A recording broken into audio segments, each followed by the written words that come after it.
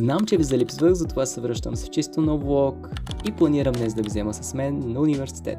Днес се събудих малко късно и затова със сигурност ще се къснея за първото си упражнение, което е по ортопедия. Почва точно в 8 и както се вижда, да, аз се къснявам, но приоритетите сега са други. Косата е на първо място. Планирам да тръгна с велосипед, така че мисля, че за 5 минутки ще стигна. Малко се заблудих, 10 минути ми отне, но въпреки това стигнахме.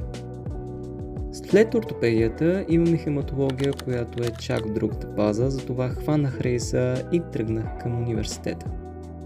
Като цяло хематологията ми е малко скучна.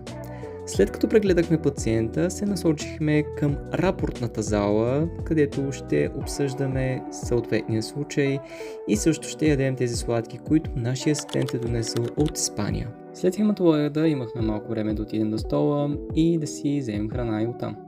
Преди лекцията по хирургия видях, че има кампания за болни от епилепсия. Днес се чества деня на епилептично болните. Раздадоха им книжки, в които ни казват каква първа помощ може да окажем при епилептичен припадък. Няма да забравя този ден, който е 9 клас. Една моя съученичка получи епилептичен припадък и ние помислихме, че умира. Тук почнахме по хирургия и нямам търпение да приключи. След 30 минути съм свободен и тръгвам към общака. След като зарадвах, че деня върви супер и всичко е по план, ударих на камък. След урока по биология реших малко да се починя и да си легна, то взел съм, че съм заспал и си преспах и фитнеса. За да ме оставя съвестта на спокойствие, седнах по хирургия да си редактирам записките, които водих по време на лекцията.